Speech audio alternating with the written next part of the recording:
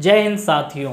तो आज हम लोग डे 3 का पढ़ने वाले हैं और डे 3 का जो है टॉपिक हमारा हिंदी व्याकरण है। और इस हिंदी व्याकरण का जो है डे 3 का है, यहाँ पे आप देख सकते हैं डे 3 का है। और इसमें आपको जो है डे 3 में क्या टॉपिक होगा, तो टॉपिक होगा हमारा आज का संज्ञा। ठीक है, आप लोग पढ़े भी होंगे, थोड़ा उसका जो है रिवाइजिंग कर लेते हैं उसके बारे में। और उसके जैसे जो होते हैं बहुत सारा जो है उसका भेद होता है, उस सारा टॉपिक को कवर कर लीजिए। यहाँ पे इसका डिफिनेशन जो है बहुत बार पूछ चुका है। ठीक है, अब जैसे कि संज्ञा है, ठीक है, संज्ञा,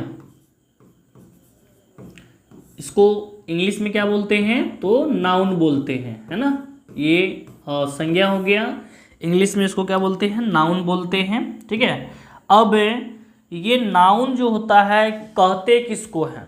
ठीक है, सबसे पहले जो नाउन होता है, एक नाउन जो है वो एक नेमिंग वर्ड है। मतलब नेमिंग वर्ड का मतलब ये हो गया, नेमिंग वर्ड मतलब नामवर। ठीक है, Namvar, naming word, NAMING, naming word. ये नेमिंग वर्ड क्या होता है, यानी नामवर जो है क्या होता है। तो संज्ञा जो होता है, दुनिया में कोई ऐसा चीज नहीं है जिसका जो है कोई ना कोई जो है नाम ना हो। ठीक है, हर एक वस्तु का जो है नाम है, चाहे वो एक सुई हो, चाहे वो एक जहाज हो, कोई भी हो, जीव जंतु सजीव निर्जीव जितना भी है, सारा जो है दुनिया में जितना भी वस्तु है सबका कुछ ना कुछ नाम है। ठीक है, यानी पूरी दुनिया में जो है, पूरी दुनिया में कोई ऐसा व्यक्ति हो, पूरी दुनिया में जो है कोई ऐसा व्यक्ति है जिसका कोई ना कोई नाम ना हो। ठीक है, हर एक चीज का जो है ये नाम है, हर एक चीज का। ठीक है, चाहे वो सुई का है न, ले ले सुई, ले ले पत्ता, ले ले, जब हम इसको बुलाते हैं तो इसका कुछ ना कुछ नाम होता है। ठीक है, तो यही हमारा क्या है, नेमिंग वर्ड है, यानी नामवर। अब संज्ञा आता है, यहाँ पे संज्ञा का आता है कि किसको कहते हैं, ये संज्ञा होता क्या है। ठीक है, तो संज्ञा का डिफिनेशन जो है हम लोग कुछ इस तरह से दे सकते हैं कि यहाँ पे जो पूरी क्या कहते हैं, पूरा जो है संज्ञा जो है दुनिया में जितने भी वस्तु है, दुनिया में जितना भी वस्तु है, चाहे वो सजीव हो चाहे वो निर्जीव हो, सभी क्या है कि उसका कुछ ना कुछ नाम है। उसे हम लोग क्या बोलते हैं, संज्ञा बोलते हैं या नाउन बोलते हैं। तो उसको जो है इस तरह से लिखेंगे, किसी व्यक्ति, वस्तु, किसी व्यक्ति, वस्तु, स्थान, जानवर, ठीक है, या भाव के नाम को संज्ञा कहते हैं। ठीक है, संज्ञा कहते हैं। ठीक है, यानी यहाँ पे दुनिया में जितना भी वस्तु है, हर एक वस्तु का जो है कुछ ना कुछ नाम होता है, उसे नाम से जाना जाता है, उसे नाम से पुकारा जाता है। तो वही यहाँ पे लिखे हैं कि किसी व्यक्ति या वस्तु या स्थान, जानवर या भाव के नाम को क्या बोलते हैं, संज्ञा बोलते हैं। तो इसका जैसे में क्या होगा, तो जैसे में जितना भी चीज आपको दिख रहा है आसपास में, सारा संज्ञा है। यानी इसका जैसे में हम लोग लिखेंगे, जैसे ले लेते हैं पुस्तक, या कुछ ले लेते हैं पेन या कलम ले लेते हैं, किताब ले लेते हैं। ठीक है, कलम, किताब, ठीक है ना, किताब। अब कुछ स्थान का भी नाम ले लेते हैं, कोई व्यक्ति का भी नाम ले लेते हैं, जैसे राम हो गया, श्याम हो गया, उसके बाद कुछ स्थान का नाम ले लेते हैं, जैसे पटना, दिल्ली, ठीक है, पटना हो गया, दिल्ली हो गया, ये स्थान में आ जाएगा।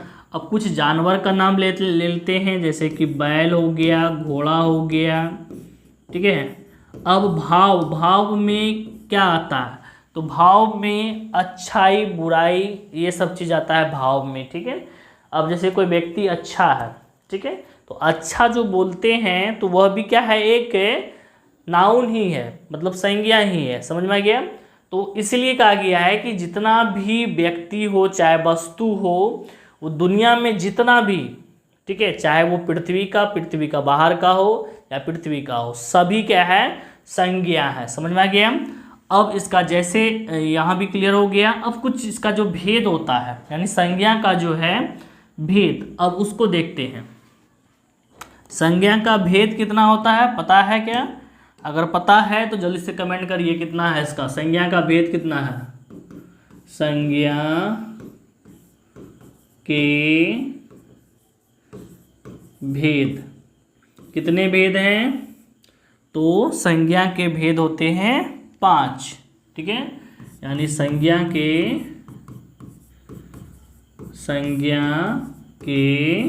5 भेद होते हैं। कितने भेद होते हैं? 5 भेद होते हैं। कौन सब होते हैं? तो सबका यहाँ पे नाम लिखेंगे बारी बारी से। सबसे पहले 1 नंबर में आएगा व्यक्तिवाचक। व्यक्तिवाचक के संज्ञा, ठीक है। दूसरा आएगा जातिवाचक। जातिवाचक संज्ञा। तीसरा आएगा समूहवाचक। समूहवाचक के संज्ञा। चौथा आ जाएगा द्रव्यवाचक। द्रव्यवाचक के संज्ञा। और 5वां आ जाएगा भाववाचक। भाववाचक के संज्ञा, ठीक है। सबका इंग्लिश भी है, सबका इंग्लिश भी हम लोग लिख सकते हैं। जैसे व्यक्तिवाचक के संज्ञा है तो व्यक्तिवाचक का इंग्लिश हो गया प्रॉपर, PROPER, प्रॉपर नाउन, ठीक है। प्रॉपर नाउन ये हो गया। उसके बाद होता है कॉमन नाउन। क्या होता है? Common noun, COMMON, common noun, clear है। उसके बाद तीसरा होता है समूहवाचक का, हो गया कलेक्टिव, COLLECTIVE,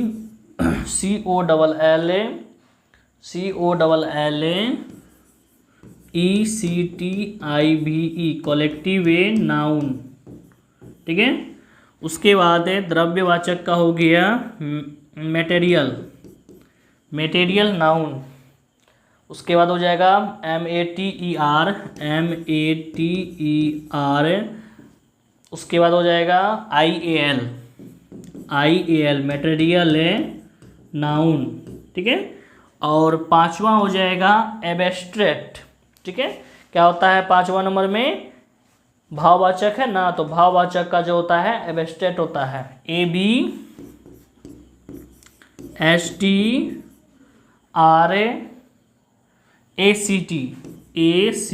एब्स्ट्रैक्ट नाउन, ठीक है। ये 5 नाउन हो गया, हिंदी में भी इंग्लिश में भी। क्लियर हो गया यहाँ तक?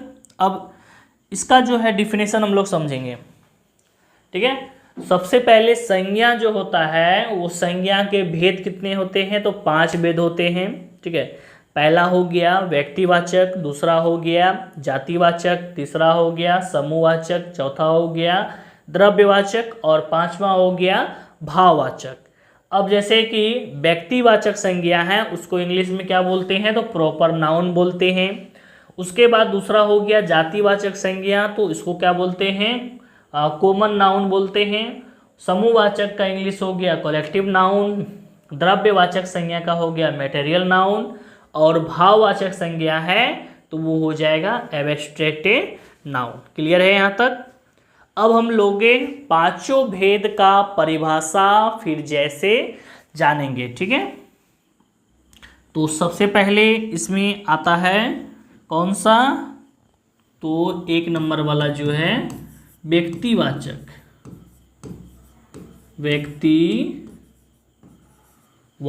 के संज्ञा, ठीक है, व्यक्तिवाचक के संज्ञा। इसका इंग्लिश क्या होता है, तो proper, PROPER, proper noun, NOUN, noun. Proper noun किसे कहते हैं? Proper noun. तो प्रोपर नाउन जो है क्या होता है, इसका देख लेते हैं। सबसे पहले व्यक्तिवाचक संज्ञा। तो व्यक्तिवाचक जो होता है कि जिससे कोई भी जो है वस्तु या व्यक्ति का जो होता है, एक व्यक्ति या एक वस्तु का बोध होता है। व्यक्ति वस्तु का बोध होना चाहिए, पर उसमें कितना होना चाहिए, तो एक होना चाहिए, ठीक है। एक का मतलब जैसे कोई हम लोग बोलते हैं लड़का, ठीक है, एक बोलते हैं हम उसका नाम, जैसे राम। अब हम बोलते हैं लड़का, जब लड़का बोल रहे हैं तो इसमें सारा लड़का जो है आ जाएगा। और जब हम राम बोलते हैं तो राम का मतलब हो गया सिंगल, यानी कोई एक लड़का, ठीक है। और इस लड़का जब हम बोल दिए तो इसमें जो है अनेक सारा आ जाता है, यानी बहुत सारा जो है इसमें आ जाता है। समझ में आ रहा है? तो लड़का कहने से ये हो गया कि हम जो है इसमें बहुत सारा जो है लड़का का जो है जिक्र कर रहे हैं।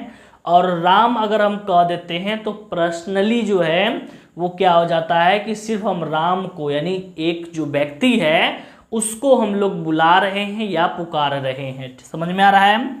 अब जैसे कि इसका डिफिनेशन हम लोग देखेंगे, इसका डिफिनेशन क्या होता है।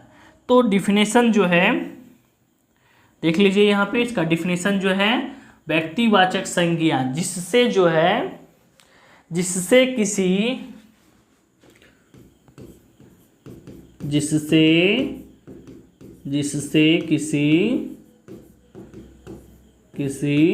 एक व्यक्ति या एक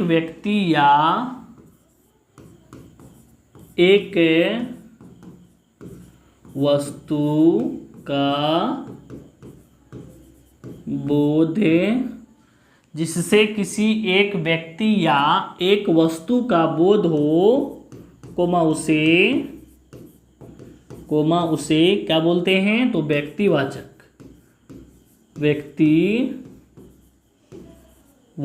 के संज्ञा कहते हैं।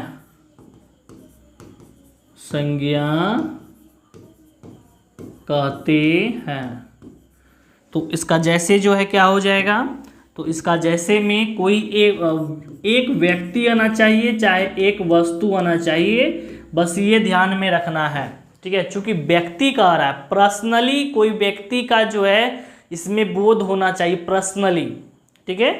अब जैसे ले लेते हैं हिमालय, पहले क्या ले लेते हैं, हिमालय।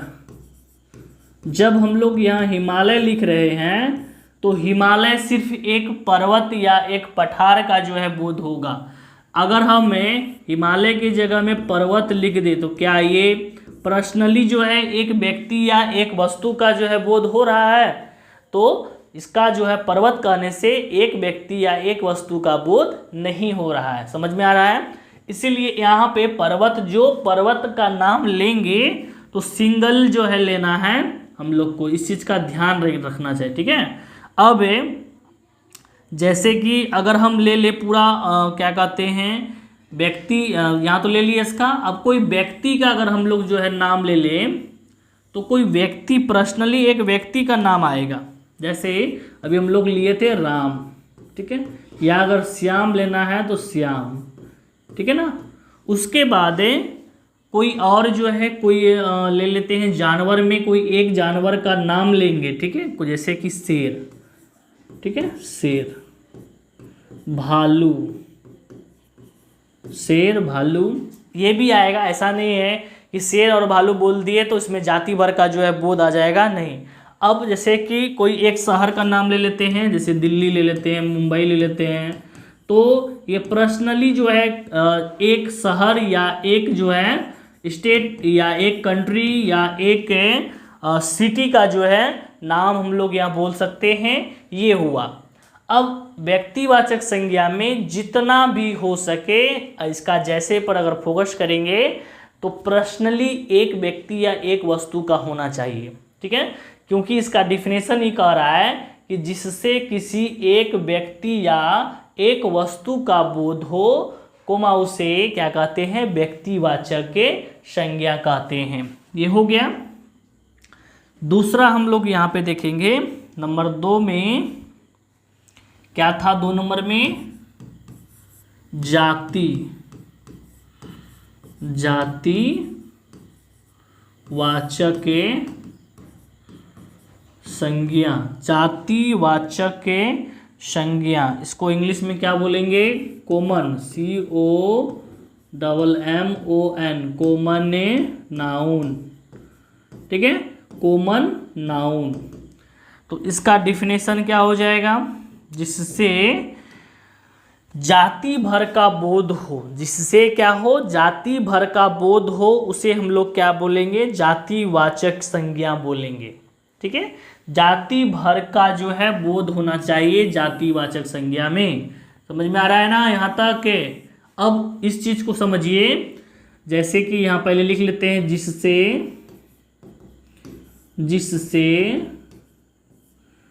जाति भर का बोध, ठीक है, बोध हो, कोमा उसे जातिवाचक संज्ञा कहते हैं, जातिवाचक संज्ञा कहते हैं। क्लियर हो गया।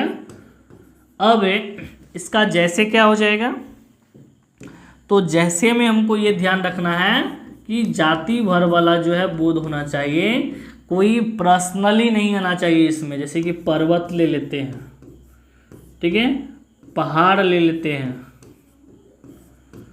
नदी ले लेते हैं, नदी का नाम नहीं लिया, नदी लिए हैं, लड़का लड़की, ठीक है ना, इस तरह से लड़का लड़की और भी हम लोग ले सकते हैं। यहाँ कर देते हैं इसका आदि। अब इसको समझिए, जातिवाचक संज्ञा में क्या होता है कि जिससे पूरा जाति भर का बोध हो जाए, जिस शब्द से, यानी जिस शब्द के बोलने से जो है पूरा जाति भर का बोध हो जाए, उसे हम लोग क्या बोलते हैं, जातिवाचक संज्ञा कहते हैं।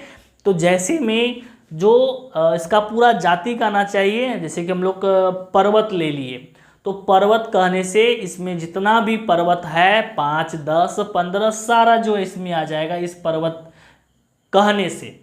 पहाड़ है तो पहाड़ हम लोग लिखे हैं, उस पहाड़ का नाम नहीं लिखे हैं, ठीक है।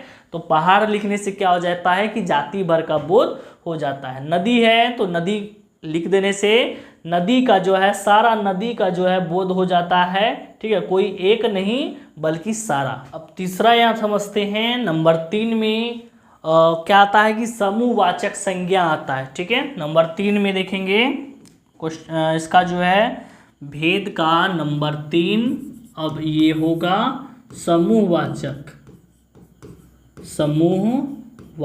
के संज्ञा, ठीक है, यही है समूहवाचक संज्ञा। इसको इंग्लिश में क्या बोलते हैं, तो collective, COLLECTIVE, collective noun, NOUN, noun, ठीक है। ये हो गया इसका समूहवाचक संज्ञा, कलेक्टिव नाउन। अब इसका डिफिनेशन देख लेते हैं। तो डिफिनेशन इसका जो है क्या कहता है कि कलेक्टिव जो नाउन होता है, इसमें समूह भर का बोध होना चाहिए, यानी जो भी शब्द लिखते हैं या बोलते हैं उसमें क्या होना चाहिए कि समूह का बोध हो जाना चाहिए। ठीक है, यानी इसका जैसे मैं पहले डिफिनेशन लिख लेते हैं, जिससे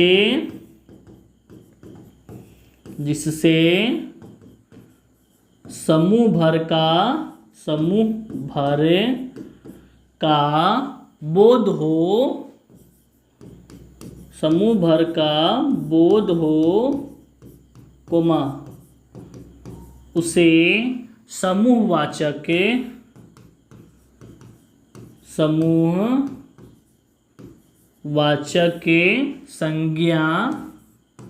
समूहवाचक संज्ञा कहते हैं। ठीक है, कहते हैं। जैसे में इसका हो जाएगा, जैसे देखिए इसका जैसे क्या होता है, जैसे अब देखिए जिससे समूह भर का बोध हो उसे क्या बोलते हैं, समूहवाचक संज्ञा कहते हैं।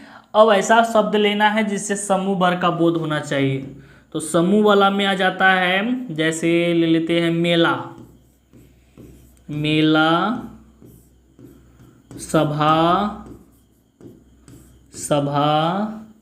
भीड़, मेला, सभा, भीड़। ठीक है, और सारा भी होता है, गुच्छा हो जाएगा, वर्ग हो जाएगा, गुच्छा। तो गुच्छा किस चीज़ का गुच्छा होता है, तो चाबी का गुच्छा होता है, अंगूर का भी गुच्छा हो सकता है। ठीक है ना, आदि। अब ये जो जितना भी सारा है, मेला हो गया, सभा हो गया, भीड़ हो गया, गुच्छा हो गया, इसमें हमारा क्या होता है कि जब भी ये चीज़ लगता है या होता है उसमें कम से कम जो है दो या उससे ज़्यादा व्यक्ति का होना या वस्तु का होना जरूरी है, तब वो क्या कहलाएगा, समूह में कहलाएगा। समूह मतलब होना चाहिए लाट में होना चाहिए। मेला है, कोई एक व्यक्ति खुद मेला नहीं लगा सकता है, उसमें कम से कम जो है 100 आदमी ना जाए, 1000 आदमी ना जाए, तब तक मेला कैसे मेला कहलाएगा नहीं ना कहलाएगा। अब सभा है, सभा में कोई एक व्यक्ति जो है बैठा हुआ नहीं रहता है, सभा में 5, 50, 500 जो है लोग बैठा हुआ रहता है सभा में। भीड़ हो गया, तो भीड़ कोई एक व्यक्ति के रहने से जो है भीड़ नहीं लगता है, लेकिन जब वही 5, 50 या 500 का जब व्यक्ति रहे तब वो भीड़ कहलाता है। उसी तरह से गुच्छा हो गया, जब अकेला रहता है कोई व्यक्ति तो गुच्छा नहीं कहलाता, या कोई एक वस्तु क्यों ना हो, जैसे कि अंगूर का गुच्छा होता है ना, अगर वो एक अंगूर है तो क्या वो उसको गुच्छा में बोलेंगे, नहीं बोलेंगे, तो वो सिंगल अंगूर था। अब वही अगर गुच्छा में है तो उसको बोलते हैं कि ये गुच्छा वाला अंगूर जो है कितने का है। उसी तरह से जो है ये जितना भी सारा शब्द है इसमें हमारा जो है बोध हो रहा है, समूह का बोध हो रहा है। समझ में आ रहा है। ये हो गया हमारा कौन सा, चौथा नंबर का समूहवाचक संज्ञा। अब है चौथा नंबर में क्या है बाबू, तो चौथा नंबर में है द्रव्यवाचक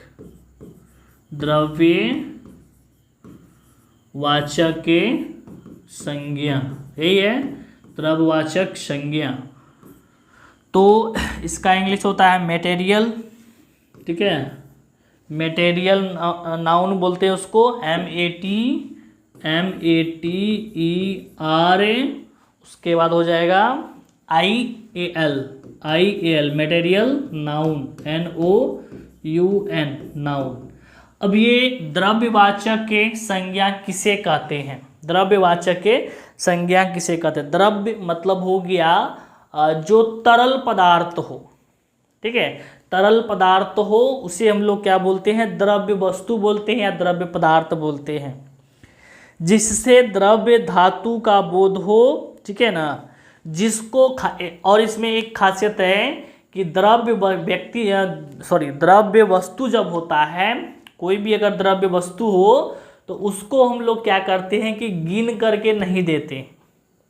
ठीक है, उसको तौलने के लिए यानी उसको देने के लिए क्या करना पड़ता है, तौलना पड़ता है। उसको तौल करके चाहे नाप करके जो है उसको देते हैं। ठीक है ना, तो इसका पहले डिफिनेशन देख लीजिए इसका जो है डिफिनेशन क्या होता है। द्रव्य वाचक संज्ञा यानी मटेरियल नाउन, ठीक है ना, जिससे द्रव्य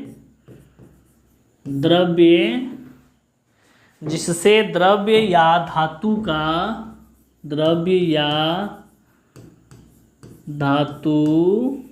का बोध हो, कोमा जिसे नापा या तौला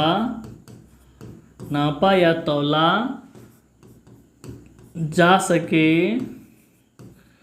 परंतु गिना न जा सके, कोमा उसे द्रव्यवाचक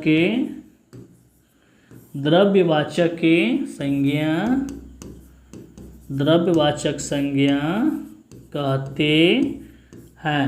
तो इसका जैसे होगा अब, तो जैसे में क्या होता है वो देखिए, जैसे यानी कोई ऐसा वस्तु का नाम बताना है जिसको हम लोग क्या कहते हैं कि नापते हैं, तौलते हैं, लेकिन उसको गिनते नहीं हैं।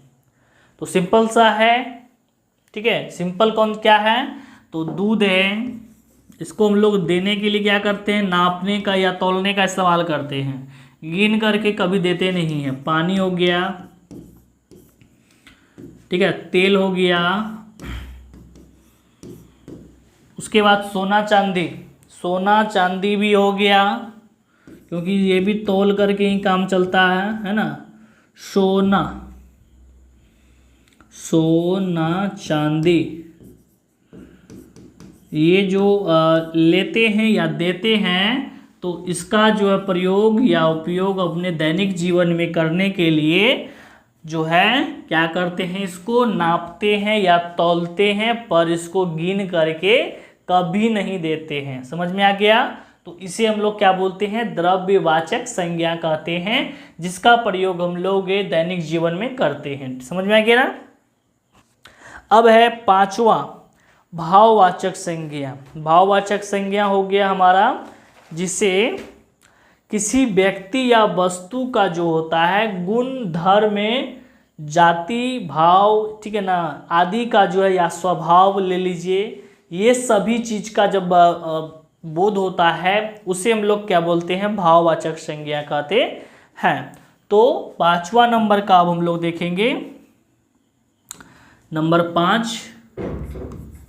ठीक है, क्या है नंबर 5 में, तो भाववाचक संज्ञा 5 नंबर में है भाववाचक संज्ञा। तो भाववाचक संज्ञा जो है, ये भाववाचक संज्ञा होता क्या है, पहले उसको देख लेते हैं। इसको इंग्लिश में क्या बोलते हैं, एब्स्ट्रैक्ट। क्या बोलते हैं इसको, abstract, ABSTRACT, abstract, NOUN, noun. भाववाचक संज्ञा का जो है डिफिनेशन देखिए, यहाँ पे कहता है कि जिससे ठीक है, जिससे किसी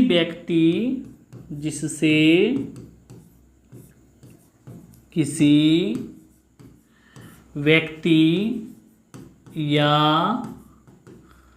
वस्तु का गुण, धर्म,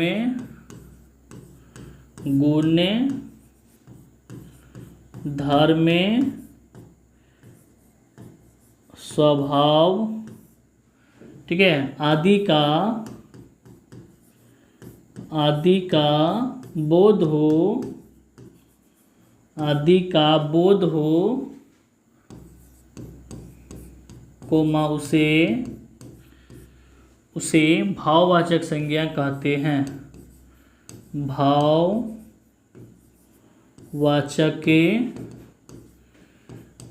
संज्ञा कहते हैं। और इसका जैसे क्या हो जाएगा, तो जैसे इसका हो जाएगा, देखिए भाव का मतलब हो गया कि उसका जो है कोई एक गुण लेना है। जैसे कोई व्यक्ति को बोलते हैं कि वो अच्छा है, किसी व्यक्ति को बोलते हैं कि आप जो है बहुत अच्छे हैं, या उसको बोलते हैं कि आप बूढ़े हैं, या उसको बोलते हैं कि जवान है, ठीक है, या वो सुंदर है, वो लड़की सुंदर है। जो इस शब्द का इस्तेमाल करते हैं, यानी भाव शब्द का जो है, जो उसका गुण है, उस गुण के बारे में जब हम बताते हैं, वही हमारा जो है भाववाचक संज्ञा कहलाता है। जैसे सुंदर हो गया, सुंदर, सुंदर के बाद क्या हो जाएगा, सुंदर हो जाएगा, लाल भी ले सकते हैं, ठीक है, बुढ़ापा, बुढ़ापा, जवान, जवान, है ना, आदि कर देते हैं। ये सारा जो है क्या है कि ये जो है हमारा भाववाचक संज्ञा है। भाववाचक संज्ञा में किसी भी व्यक्ति या किसी भी वस्तु का जो होता है गुण को दिखाया जाता है, गुण के बारे में बताया जाता है। तो ये जो हमारा था संज्ञा, इस संज्ञा में जो है टोटल आपको जो है पूरा भेद और इसका जो है टोटल जो है करके दिए, भेद उसका डिफिनेशन, संज्ञा का जो है पूरा जो है इसका कंप्लीट हो गया है। इससे रिलेटिव और सारा पॉइंट जो है बचा ही नहीं है, ठीक है ना। तो अब हम लोग ये हमारा था डे कौन सा था, तो बच्चों ये डे 3 था, ठीक है। और ये आपको प्ले लिस्ट में सारा जो है मिल जाएगा, प्ले लिस्ट में ये सारा जो है आपको मिल जाएगा। जब इसको ढूंढिएगा तो ये आपको कहाँ मिलेगा, तो ये आपको जो है प्ले लिस्ट का जो है कहाँ मिल जाएगा आपको, तो ये प्ले लिस्ट का जो है फर्स्ट में ही आपको जो है, यानी डे 3 दिख रहा होगा यहाँ पे, डे 3 है ना, यहाँ पे ये डे 3 का है, वहाँ आपको ये मिल जाएगा। अब डे 3 में जो पॉइंट है वो आप हमको क्लियर करवा देते हैं, इसको अच्छे से समझ लीजिए, ठीक है ना। इसको अच्छे से समझ लीजिए कि आपको करना क्या है। यानी जब प्ले लिस्ट खोलते हैं, ठीक है ना, प्ले लिस्ट, ये हमारा नीचे में दिया होगा डे 3, और डे 3 में बताए हैं हम संज्ञा के बारे में। समझ में आ गया, संज्ञा के बारे में जो है बताए हैं। इससे पहले आपको जो है डे 2 और डे 1 का जो है आपको मिल जाएगा। इसमें आपको व्याकरण के बारे में बताए हैं, व्याकरण जो है किसे कहते हैं, उसका भेद, ये सारा चीज़ जो है दिए हैं। और इसमें जो है वर्ण विचार, वर्ण विचार का जितना भी होता है, उच्चारण, स्थान, सारा चीज़ जो है इसमें कवर कर लिए हैं। तो डे 1, डे 2, डे 3 ये सारा कंप्लीट हो गया है, इसको अच्छे से समझिए। अब जो है इसका संज्ञा के बाद आता है सर्वनाम, ठीक है। सर्वनाम का फिर उसका भेद हम लोग जानेंगे, फिर उसका जो है अच्छे से क्लास जो है उसका जो है बढ़िया से जो है रिवाइजिंग कर लेंगे, ताकि एग्ज़ाम में जो है कभी भी अगर पूछा जाए हमसे तो झट से जवाब दे सके। तो आज के लिए जो है इतना ही। अब आगे मिलते हैं नेक्स्ट वीडियो में, नेक्स्ट क्लास में। तब तक के लिए स्वस्थ रहिए, अच्छे रहिए, ठीक है। जय हिंद, जय भारत।